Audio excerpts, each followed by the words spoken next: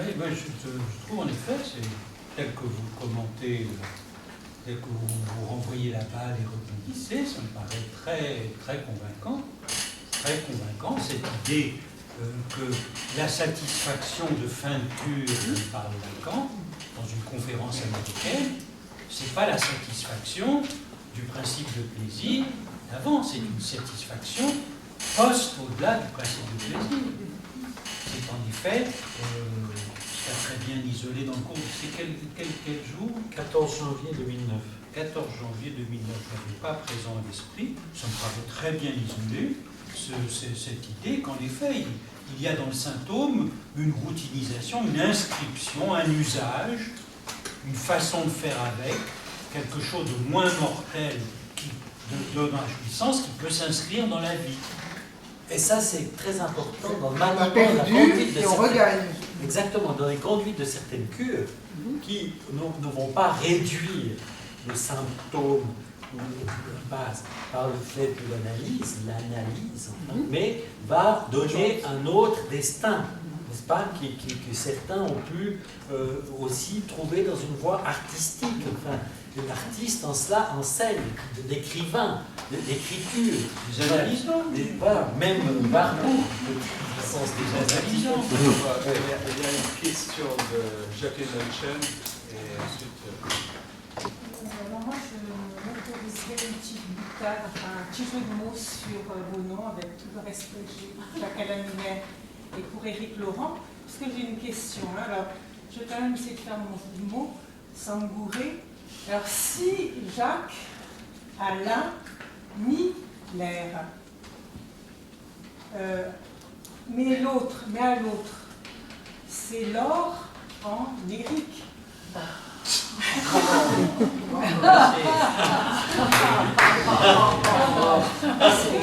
Voilà, c'est ma question, parce que et à chaque fois, on voit la répétition à l'œuvre, on revient à l'un et l'autre. Vous avez parlé de la jouissance déjouissante, que c'était ça en fait, au-delà du principe du plaisir, tout en comprenant bien que ça passe par l'un. Voilà, donc, parce qu'à chaque fois on a été coupé, et puis dès qu'on disait coupé sur le chemin de la jouissance. Et là, donc, les femmes s'insurgent. C'est un scandale, toujours l'un, et on voit le style fétichiste, voilà. Le style masculin, alors que l'autre. Effectivement, c'est bien voir de dire qualifier la jouissance autre. C'est ça, en effet, ça a secoué. Et ça secoue toujours la psychanalyse de situer ça. Qu'est-ce que c'est cette jouissance-là? Cette jouissance, ça n'est pas une jouissance auto-érotique, mais tout de même, c'est une jouissance qui a à voir avec la solitude. Et la façon dont Jacques Alain commente le livre de Catherine Millot, Ô solitude, enfin solitude, Ô solitude, c'est Alfred Deller, chantant le Shakespeare. La jouissance féminine a le plus profond rapport avec la solitude avec l'autre.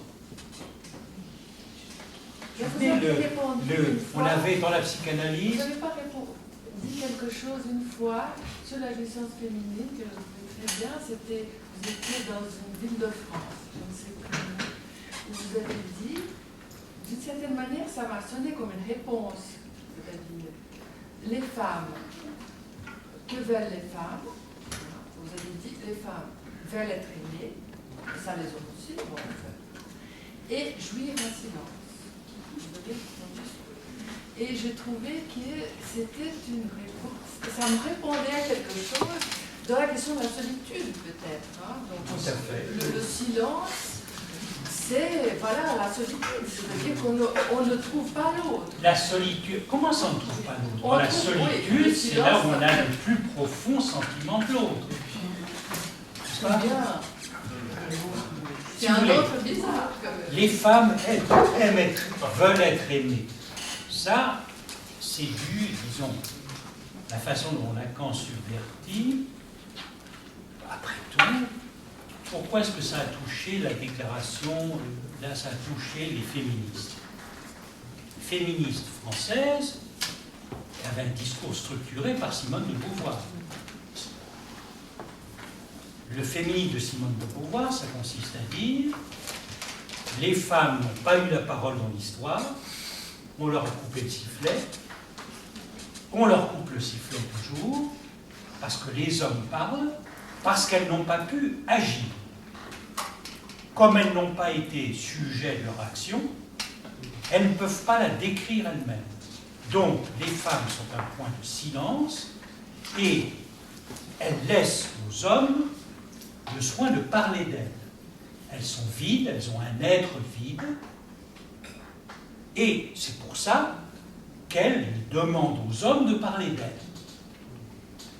Regardez le final, les chapitres finaux du deuxième sexe, dans lesquels il y a la mystique, l'amoureuse, qui sont des figures que Lacan a reprises. C'est pas simplement, comme le croit Mme de l'UNESCO, que parce qu'il est catholique, qu'il a touché à la mystique catholique. Il a touché aussi parce qu'avant lui, le féminisme a beaucoup appuyé sur la mystique féminine. Pas lui qui a eu l'idée, enfin il a eu aussi des idées, mais c'est pas lui qui a sorti ça ex nihilo. Et au fond, ce que Lacan dit à la place, c'est que ça n'a rien à voir avec l'histoire. On pourra, en tout cas c'est ça son pari, bien entendu les femmes vont prendre la parole et elles prendront la parole toujours plus. Et bien entendu elles vont être sujets de l'action, et on les aura partout. En effet, il l'annonçait, et président de la République, et pilote d'aviation, et général en chef d'armée, et indépendamment des professions déjà amplement féminisées, comme le soin, la psychanalyse, la médecine, l'enseignement, etc. Bon, bien sûr, il y aura ça. Néanmoins, il y a un rapport très profond avec le silence, qui est l'absence de bavardage, qui est laissé du côté des femmes. Les femmes, en effet, on les dit femmes. C'est la façon dont Lacan résume le point de vue Simone de Beauvoir. En effet, les hommes passent leur temps à ça. Et les femmes sont le point, en effet, d'ancrage de ce discours. Elles sont la cause. Aime-moi, si tu m'aimes, parle-moi. Et laissant à leur partenaire, d'où l'idée, le style érotomaniaque de l'amour féminin, puisque dans l'érotomanie, en effet, l'autre parle tout le temps. Il dit tout le temps ce qu'il doit faire pour être aimé, tu dois faire ça, si tu m'aimes, fais. Ils font la caisse. Enfin, le sujet érotomane témoigne de ça, de cette joie incommensurable, d'avoir en effet l'autre qui parle tout le temps et qui donne des ordres. Et c'est pas le style masochisme féminin, c'est la folie. Mais, disons, par rapport à ce point, dans ce style, cette dissymétrie, ce que Lacan veut maintenir, c'est que la jouissance autre, c'est une jouissance comme telle. C'est-à-dire que ça n'est pas en modifiant des conditions historiques.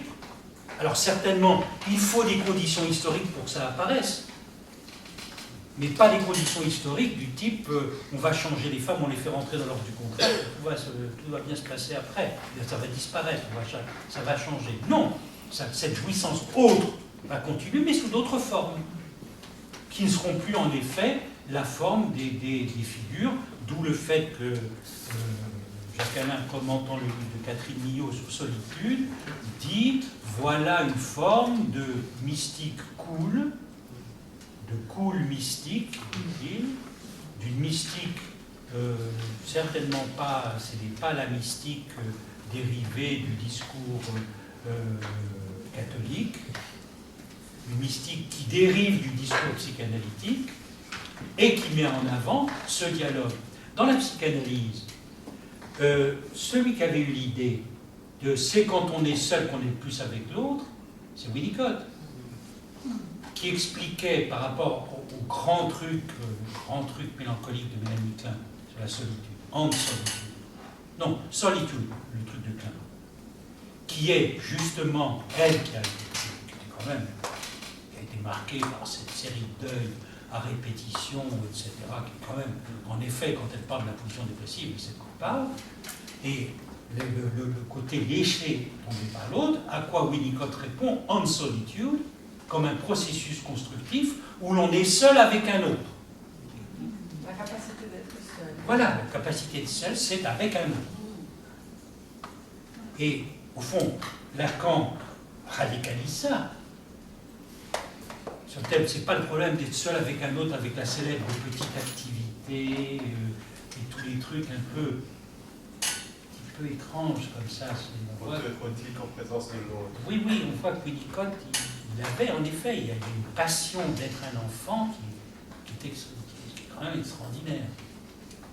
Mais l'idée qu'il y a vraiment ceux qui sont seuls avec l'autre, et pas avec la petite activité, mais avec des symptômes à fond, etc., c'est les mystiques.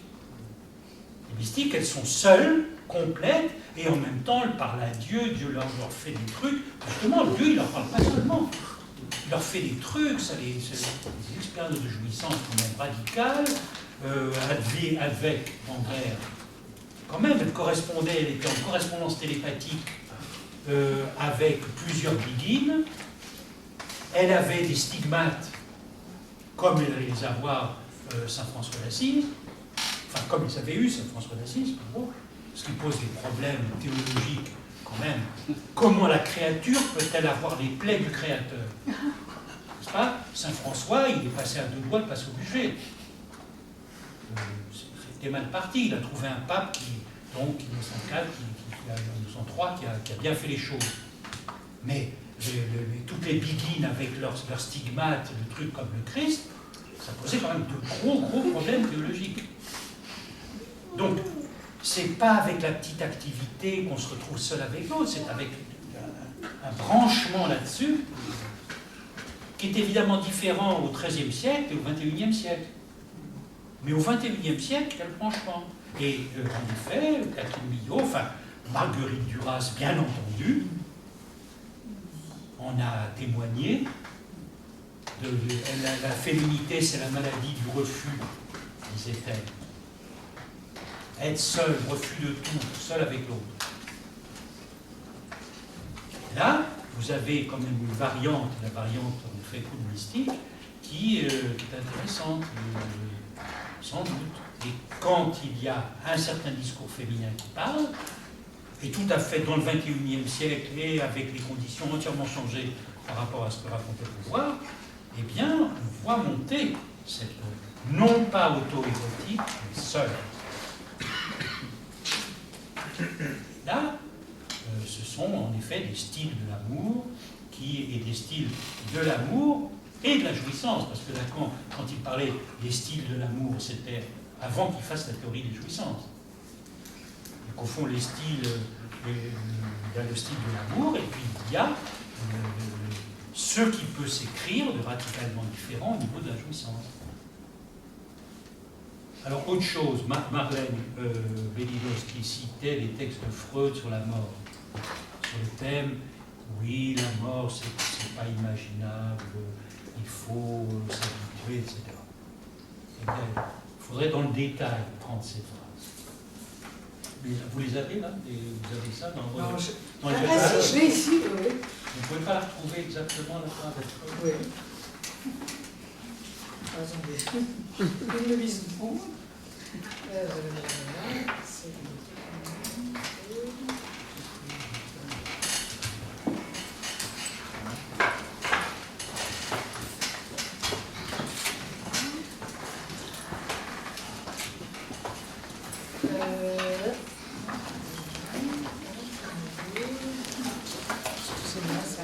C'est perdu dans l'ordinateur. Non. Quel texte? Parce que moi, j'ai C'est dans le loup et la mort. Oui. C'est dans le loup et la mort de. Alors à la fin, il dit.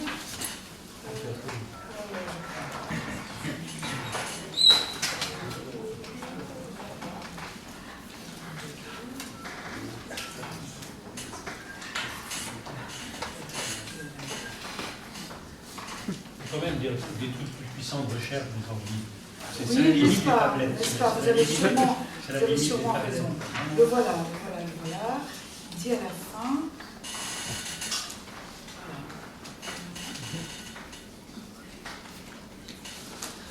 Là, j'étais sur la préface de Jean Ziegler.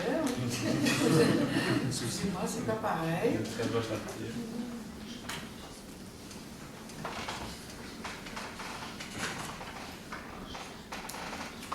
Non, bah, écoutez, j'arrive pas à Écoutez, on trouver, fera hein. sans la référence exacte, je voulais simplement dire Oui. on voit la façon dont cette. Vous l'avez, vous, là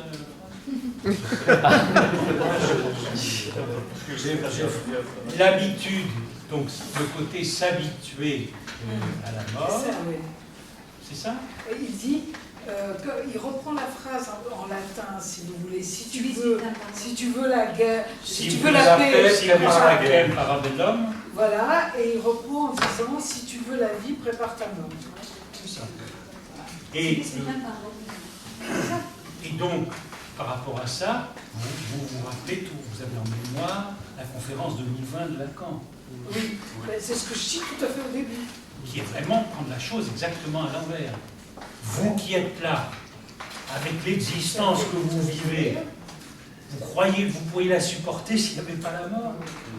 Si vous n'aviez pas l'idée que vous pouviez vous suicider à tout moment, vous croyez que vous pourriez supporter ça? Ça faisait quand même de l'effet, parce que c'est prendre le truc exactement à l'envers. L'évidence de la mort est absolument nécessaire, c'est pas qu'on s'y habitue, c'est que c'est la condition même pour qu'on continue à vivre. Et c'est une intuition chez Lacan qui vient de loin, parce que dans la conférence de Louvain, Voilà, ça c'est oui, oui, c'est Lacan à Louvain, ça, le début. Moi j'ai... voilà. Si vous n'y croyez pas à la mort, est-ce que vous pourriez supporter la vie que vous avez si vous n'étiez pas solidement appuyé sur cette certitude que ça finira un jour? C'est effectivement, c'est pas de l'ordre de « oh non, ça n'est même pas pensable, on ne sait pas ». C'est une certitude et c'est ce qui vous permet de supporter l'existence misérable que vous avez. Et c'est quand même dans le texte d'Hamlet que je devais lire hier, donc il parle précisément de l'au-delà, de la mort, il parle de la singularité de la position du Père dans Hamlet, qui est que le Père est damné, très particulier. Le ghost vient des flammes de l'enfer, et il dit donc, néanmoins Hamlet, s'étant sceptique, en élève de Montaigne, a-t-on dit, que Hamlet s'interroge, to be or not to be, dormir, rêver peut-être. Donc, ça serait ça la position du sceptique. Le sceptique, c'est pas celui qui a la croyance en la mort. C'est celui qui dit oui, peut-être, enfin, qu'y a-t-il? Sceptique. Position de Montaigne, qui est une position très importante du catholicisme à la Renaissance. Et il dit, cet au-delà de la vie nous délivre-t-il de cette vie maudite, de cet océan d'humiliation et de servitude qu'est la vie? Vous voyez, c'est vraiment pas...